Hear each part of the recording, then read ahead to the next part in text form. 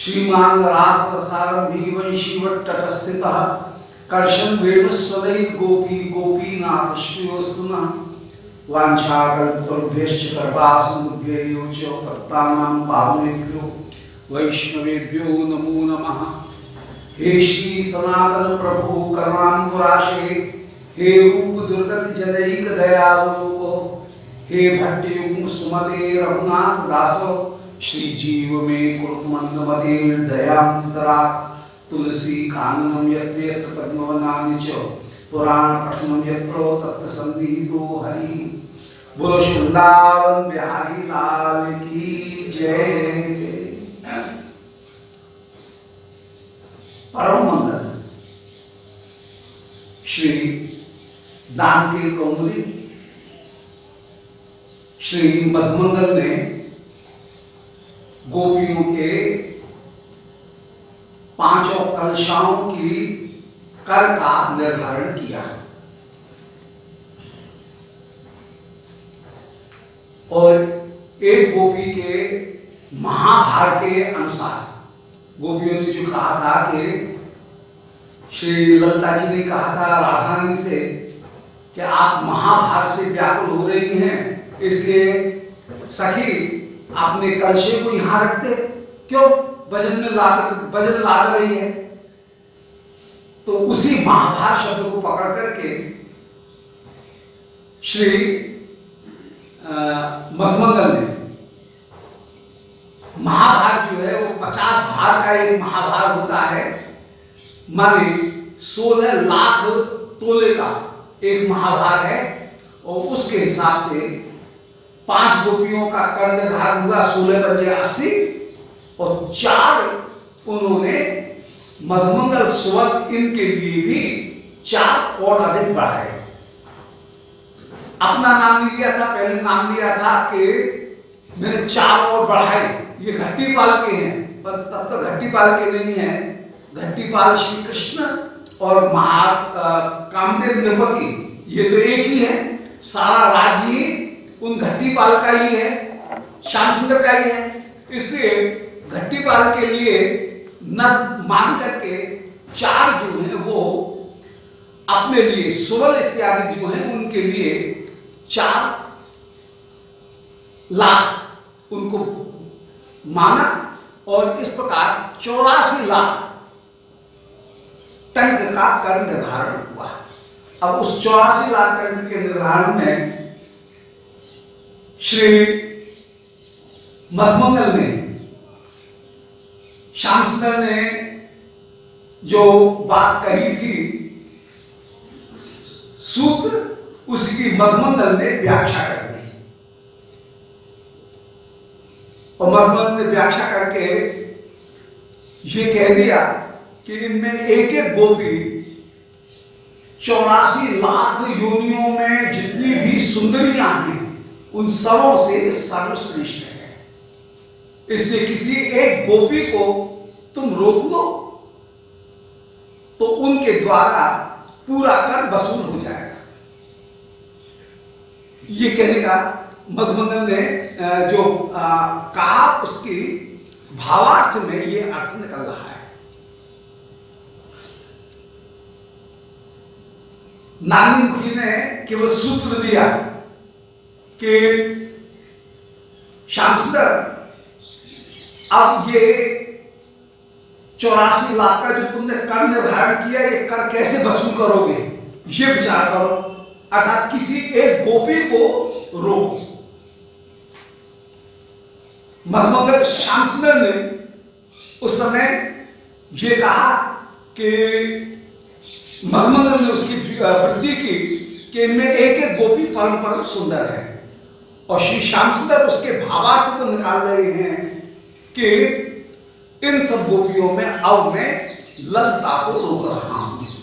जैसे किसी वाक्य का एक होता है सूत्र, फिर होती है उसकी वृत्ति, फिर वृत्ति के बाद में उसके अन्य अन्य अर्थ उनको भी निकाला जाता है तात्पर्य। इसी प्रकार मुख्य शब्दार्थ हुआ, शब्दार्थ के बाद में फिर वाक्यार्थ हुआ और वाक्यार्थ के बाद में तात्पर्यार्थ जो है वो तात्पर्य से श्याम सुंदर निकाल रहे हैं। श्री 164वें परिच्छेद में श्री श्याम सुंदर कह रहे हैं, इसके पहले श्याम सुंदर ने कहा 163वें में कि श्रिया नातीव तारतम्य बतीषु एताशु ललता जीवातु एव राजीव लोचने मह्यम अभिरोचते, कि इनमें शोभा में, श्रिया माने अपनी कांति में, शोभा में, अपनी सुंदरता में एक एक गोपी ऐसी है कि इनमें कौन बड़ी और कौन छोटी ऐसा नहीं कहा जा सकता है। न तारतम्य बतीषु, तारतम्य का मतलब है तर और तम का भाव। इनमें कौन अधिक श्रेष्ठ है, कौन सर्वश्रेष्ठ है, कंपैरेटिव डिग्री और सुपरलेटिव डिग्री, उनका विचार न करते हुए, तरतम का भाव विचार न करते हुए सभी गोपी एक से एक बढ़ करके हैं। फिर भी ललता जीवात्म एवं, ये ललता रूपी जीवात्म माने औषधि, ये ही मुझे अत्यंत अत्यंत प्रिय है। मेरे जीवन की परम औषधि, रसायन ये ललता ही है। ये श्री श्याम सुंदर कह रहे हैं। ललता जीवात्मे राजीव लोचना, ये ललता राजीव लोचना कमल सरी के नेत्र वाली है, ये ही मुझे अच्छी लग रही है। इसे औषधि रूप ललता को ही यहां पर अपने कर को ग्रहण करने के लिए मैं रोकता हूं। श्री वृंदा जी उस समय श्री राधिका की ओर श्याम सुंदर का आकर्षण करने के लिए प्रेरित कर रही हैं कि निकुंज युवराज निन्नुत मणिमंडलेयम राधिका। अरे ललता और राधिका मानस दोनों सब एक हैं, राधा और अनुराधा, इनमें अंतर नहीं है। ज्योतिष शास्त्र में राधा नक्षत्र और अनुराधा नक्षत्र एक ही नक्षत्र के दो नाम हैं, राधा और विशाखा, राधा और ललता, ये ज्योतिष शास्त्र में एक ही नक्षत्र के जो दो नाम हैं। ऐसी ललता श्री राधिका के समान ही है, परंतु ललता की भी अपेक्षा, ललता ने तो आभूषणों को प्रकट रूप में धारण कर रखा है, परंतु श्री राधिका के आभूषण छिपे हुए हैं, अर्थात इन्होंने अपने अंचल में अपने आभूषणों को छिपा रखा है। अपने घूंघट में जो अगुंठन है, उस अगुंठन में इनके आभूषण छिपे हुए हैं। तो हे निकुंज युवराज निन्नुत मणिमंडलेय, श्री राधिका मणिमंडलों को छिपाए हुए विराजमान है। निन्नुत पर छिपा लिया है मणियों का समूह जिसने। तत् ऐशा भूरि भूषण भूषिता, इसलिए राधिका के आभूषण तो छिपे हुए हैं, परंतु ऐशा ये जो ललता है ये भूरि भूषण भूषिता, अनेक अनेक आभूषणों से आभूषित है। श्री राधिका के आभूषण तो कहीं कम कर दिए गए थे, पहले ही वो लीला वर्णन कराए हैं कि सखियों ने राधिका के आभूषण कम कर दिए, परंतु और सखियों के आभूषण नहीं हुए हैं कम। तो इसलिए ये ललता जो है वो ललता पर्याप्त मात्रा में आभूषणों से आभूषित है। इसलिए जान गई आपने ललता को ज्यादा पसंद किया है, क्योंकि ललता के पास में आभूषण भी है, इसके आभूषण खुले भी हैं।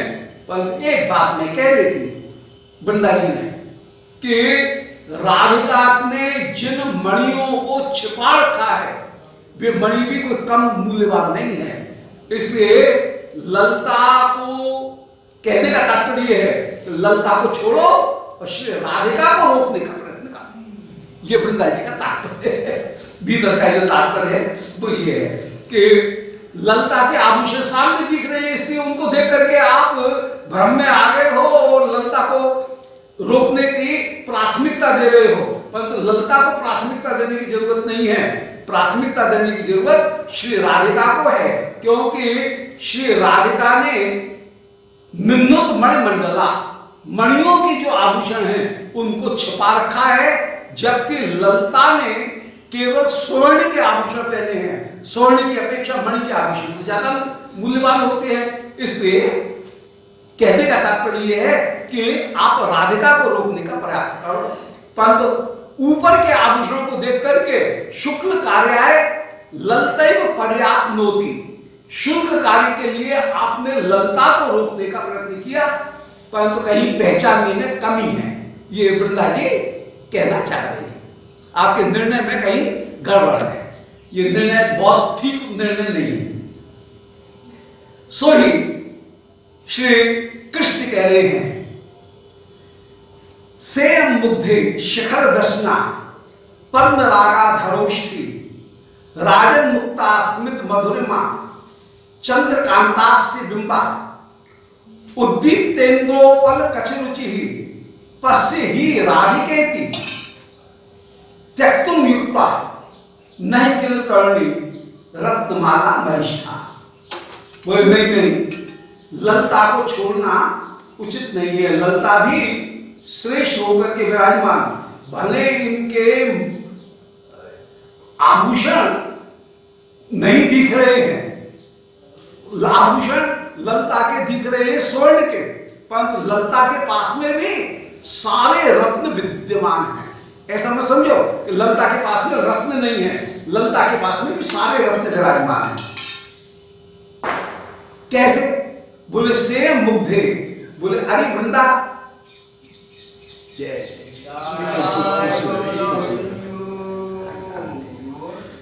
से मुग्धे, हे ललते, नहीं हे वृंदे, से माने ये जो राधिका ललता है, ये ललता भी शिखर दर्शना, इनके दांत भी माणिक्य के समान विराजमान हैं।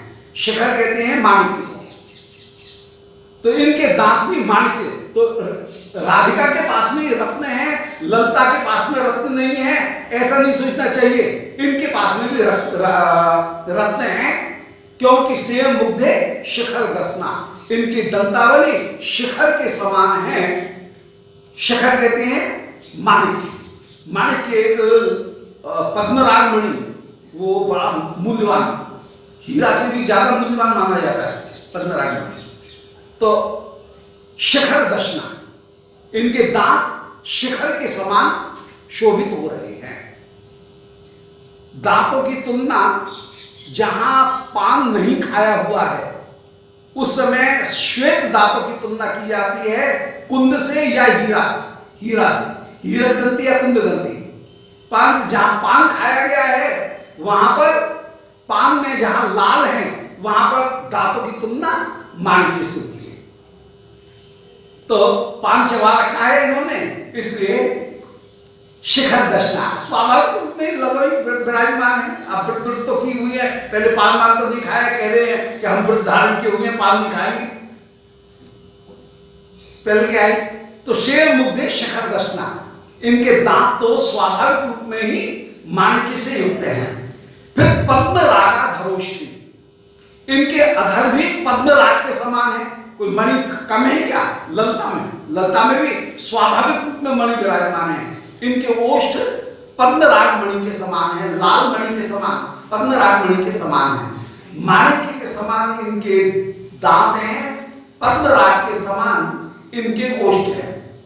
और राजन मुक्ता स्मित मधुरिमा, और इनकी मुस्कान में मुक्ता माने मोती विराजमान है। राजन माने सुशोभित, मुक्ता स्मिति, मोती के समान स्मित वाले इनकी स्मित की मधुरिमा है, अधरों की मधुरिमा है। और चंद्रकांत आस्य बिंबा, और चंद्रकांत मणि के समान इनका मुखबिंब है। चंद्रकांत मणि भी यहां पर विराजमान है, अथवा चंद्रमा की कांति के समान इनका मुख है, और चंद्रकांत मणि भी यहां पर विराजमान हो गई इस तरह से। और उद्दीप्त इंद्रोपल कच रुचि, इनके केशों की जो शोभा है, कच माने केश, उनकी रुचि माने शोभा। उद्दीप्त इंद्रोपल, चमाते हुए, इंद्रोपल माने नीलम के समान इनके केशों की शोभा है, नीले इनके केश है। और पश्य ही राधिकेति। देखो ये राधिका, इन राधिका को भी देखो, पश्य ही राधिकेति अथवा पश्य हीराधिकेति, दो अर्थ हो जाएंगे। राधिका भी इनके साथ में है और पश्य ही राधिका इति, ये राधिका ही, यहां पर इन ललता को ही राधिका के समान में देख रहा हूं, ये तो प्रकट में कहा। और साथ ही साथ में हीरा भी विराजमान है, पश्य हीराधिकेति, हीरा की अधिकता वाली है। ये सभंग यमक के सभंग श्लेष के द्वारा ही राधिका और हीराधिका दोनों तरह का अर्थ हो जाएगा सभंग श्लेष में। और विभाजन नहीं करेंगे तो हीरा शब्द आएगा, तो हीराधिका, हीरा की अधिकता वाली, हीर की अधिकता वाली ये श्री ललता भी विराजमान है, इनके पास में भी हीरा विराजमान है। अथवा पश्य ही राधिकेति, श्री राधिका ही ललता के रूप में यहां विराजमान है, ललता राधिका में कोई अंतर नहीं है। इसलिए त्यक्तम युक्ता नकिल तरुणी रत्नमाला महिष्ठा, ये ललता तो रत्नों की माला है, सारे रत्नों की माला इनमें विराजमान है। अरे माणिक यहां पर है, पद्मराग मणि यहां पर है, मोती, चंद्रकांत मणि, नीलमणि, हीरा, सारे रत्न तो श्री ललता में विराजमान है। इसलिए इस ललता का छोड़ना उचित नहीं है। फिर भी तुम कह रही हो तो इते राधा अनुसरपति, श्री राधिका में भी विराजमान है, भले इनने छिपा रखे हैं, जो छिपाए हैं वो सामने इनके अधरों के रूप में विराजमान है। इते राधा अनुसरपति, ऐसा कहकर के श्री कृष्ण जब श्री राधिका के पास जाने लगते हैं, वृंदा जी के कहने पर कि यद्यपि ललता वृंदा में कोई अंतर नहीं है, परंतु फिर भी श्री राधिका के पास में जाने लगते हैं, तो श्री राधिका लीला साध्वसात रेकम अभिनयंती, लीला में अत्यंत अत्यंत भय उनको प्रकट कर रही है, माने कुटिमित भाव जो है उनको प्रकट कर रही है कि मिलन काल में प्यारे से नेति नेति वचन कह करके मिथ्या रुदन और भय प्रकट करना, उसका नाम है कुटिमित भाव। उस कुटिमित भाव को प्रकट कर रही है। तो लीला माने लीला पूर्वक, साध्वस माने भय, उसकी अतिरिक्त अधिकता का अभिनय करती हुई कह रही है। सखी विशाखे दुर्वारण दुर्वार वारण अस्या दुर्ललितया ललताया महाभार्या अतिक्रमे समृद्धे। देखने देखने दुर्वार वारण, ये हाथी कैसा मतवाला हो रहा है, श्याम सुंदर के लिए कह रहे हैं कैसे मनमत्त हाथी हो रहे हैं। दुर्वार माने जिसको रोका नहीं जा सके, वारण माने हाथी, ऐसे हाथी के समान अस्या दुर्ललितया ललताया महाभार्या अतिक्रमे, ये हाथी आज जिसका निवारण नहीं किया जा सके, ऐसी दुर्ललितया, ऐसी कठोर स्वभाव वाली ललता रूपी महावारी, उसका भी अतिक्रमण कर रहे हैं। वारी का तात्पर्य है मत्त हाथी को बांधने वाली जो गजबंधनी है, उसका नाम हाथी है, माने हाथी की शाखा, उसको वारी कहते हैं। आज ये हाथी दुर्वार ललता रूपी साकर संक श्रृंखला, उस वारी का भी उल्लंघन करने वाला है। हाथी के पैर में मोटा छल्ला मार डाला जाता है, उसको फिर ठोक करके बंद कर दिया जाता है, फिर उसमें एक सांकड़ डाली जाती है, सांकड़ के 3-4 कड़ी रहती है उसमें। फिर दूसरा जो सांकड़ है वो दूसरी सांकड़ ला करके, बड़ी जो सांकड़ है बारी, उस बारी को ला करके उसके पैर में इतना तो रहता है फिट, एक छल्ला, छल्ले के साथ में लगा हुआ 2 या 3 कड़ी, वो 3 कड़ी घिसटती रहती है, वो हाथी चलता है उसके साथ में घिसटती रहती है। फिर जब हाथी को बांधना हो तो ला करके और उसको उस जो मोटी जंजीर है लोहे की, उस लोहे की जंजीर को और उसके साथ में कुंडे से बांध दिया जाता है, तो कभी भी मुक्त किया जा सके, कभी नहीं तो हर बार कैसे पाम में बांधने तो बड़ी कठिन पड़ जाए, तो वो एक सुविधा है ये। तो हाथी को बांधने वाले महावत इसी तरह से हाथी को बांध करके रखते हैं। परंतु ये हाथी ऐसा है जिसने उस वारी का भी, गजबंधनी का भी अतिक्रमण कर दिया है।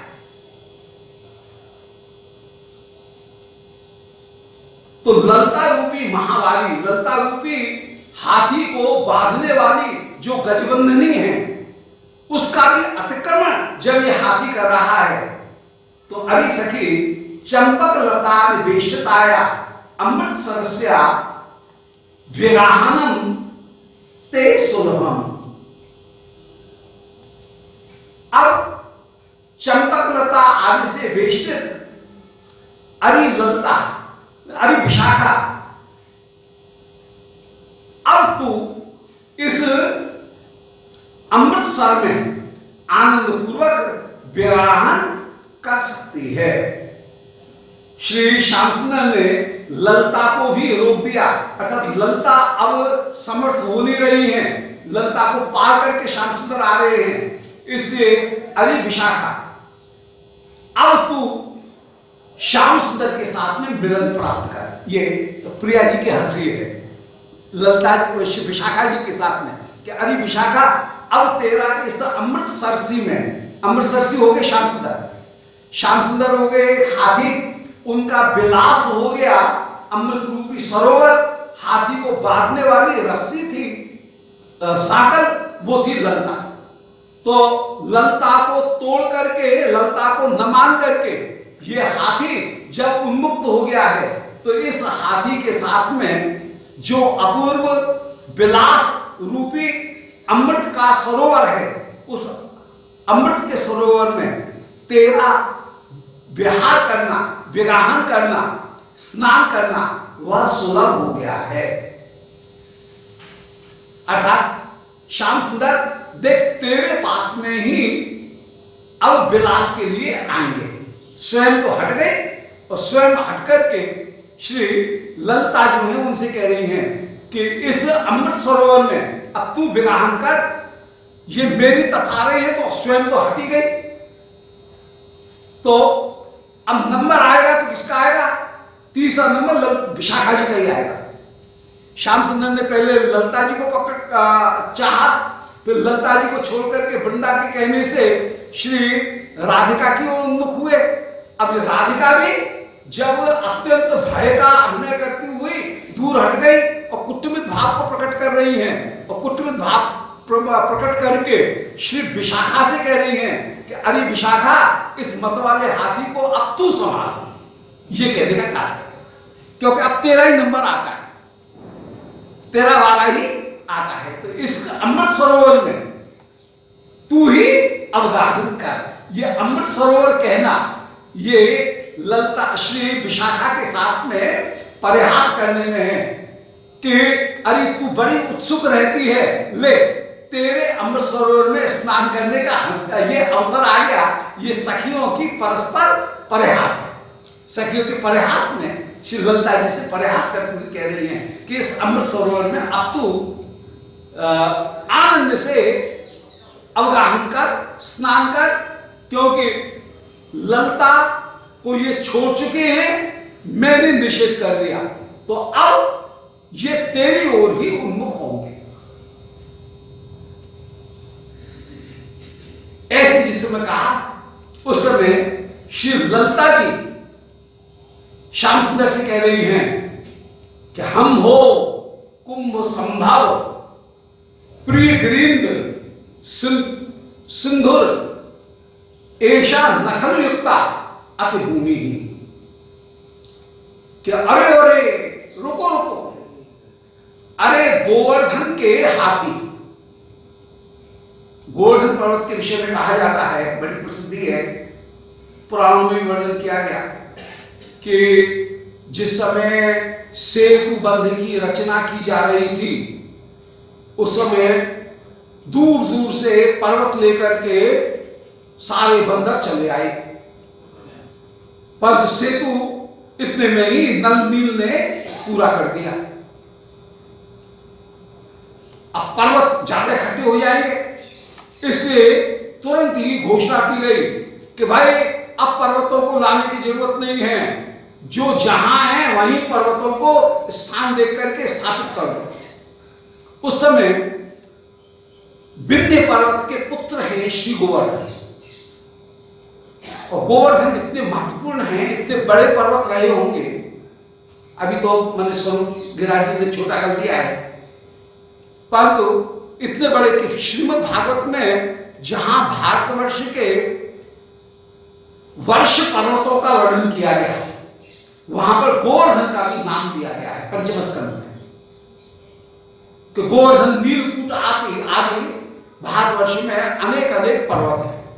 तो गोवर्धन विंध्य पर्वत के पुत्र हैं, और इनको भी सेतु बंध के लिए, पुल बनाने के लिए ले जाया जा रहा था, परंतु बीच में ही जब ये कह दिया गया कि अब आवश्यकता नहीं है, तो श्री गोवर्धन उनने जब ब्रिज भूमि देखी तो ब्रिज भूमि में ही श्री गोवर्धन आकर के विराजमान हो गए।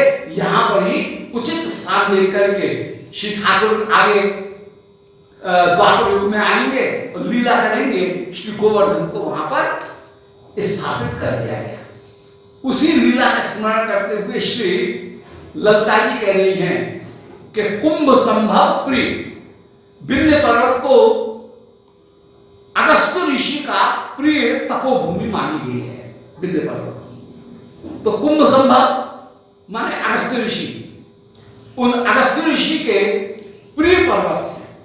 अब कुंभ संभव कहने का तात्पर्य यह है कि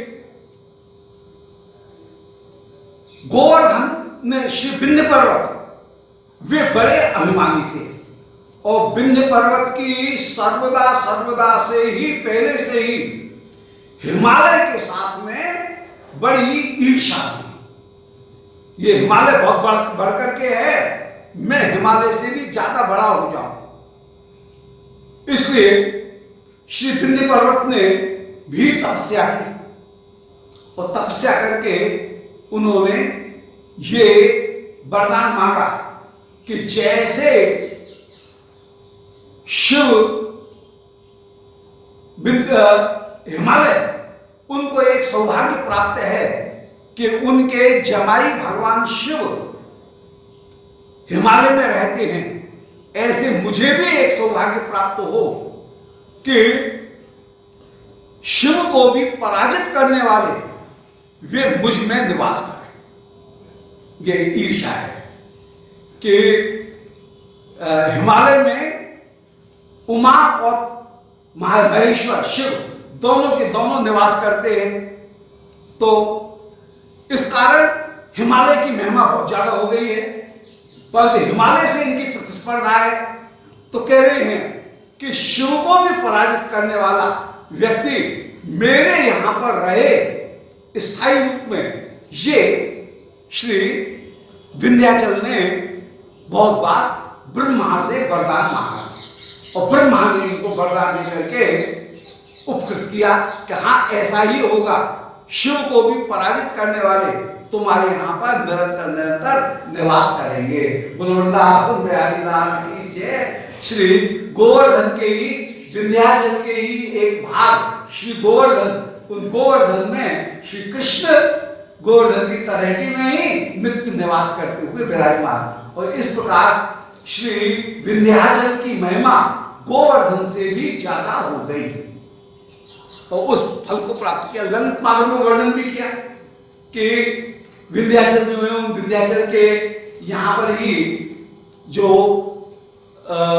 दो लालियां हुई, राधा और चंद्रावली, उनका योग माया ने आकर्षण करके विंध्याचल के गर्भ से उनका आकर्षण करके श्री विश्वान बाबा की श्री कीर्ति मैया उनमें स्थापित कर दिया। और श्री चंद्रभानु उनके यहाँ पर श्री चंद्रावली जी और श्री विश्वान बाबा उनके यहाँ पर स्थापित किया। जैसे श्री कृष्णचंद्र का योग माया ने, श्री बलदाव जी का योग माया ने आकर्षण करके रोहिणी जी में स्थापित किया, इसी प्रकार श्री विंध्याचल जो है उनकी पत्नी के गर्भ से भी दोनों लालियों को आकर्षित करके राधा चंद्रावली इन दोनों को ब्रज में श्री चंद्रभान और श्री विश्वान दोनों जो राजा हैं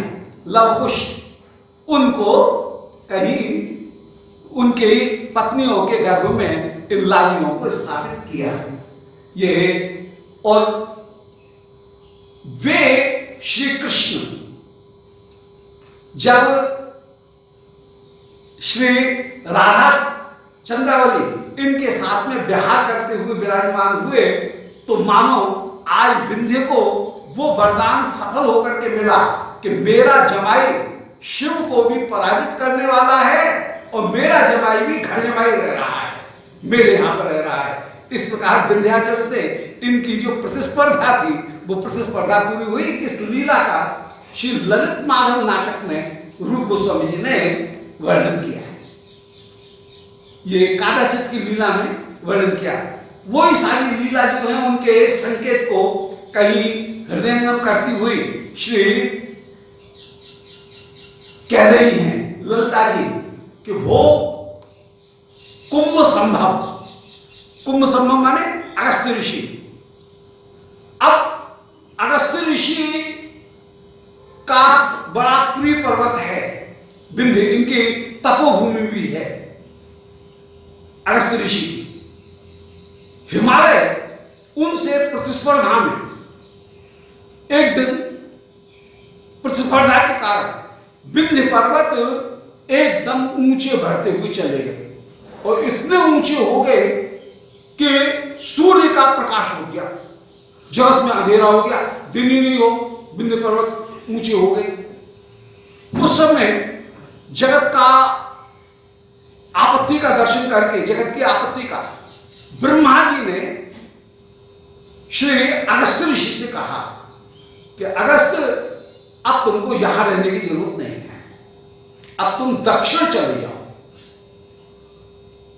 तो अगस्त्य ऋषि जैसे ही आए, कहीं बाहर गए हुए होंगे, तो जैसे ही विंध्य पर्वत के पास में आए, विंध्य पर्वत ने अपने गुरु को आते हुए देखा, अगस्त्य ऋषि को आते हुए जो देखा सो ही झुक करके प्रणाम किया।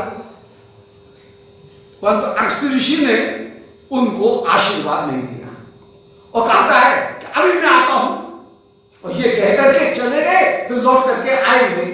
और विंध्य पर्वत लेटे के लेटे रह गए, जो झुके थे सूर्य प्रकाश आ गया और जगत में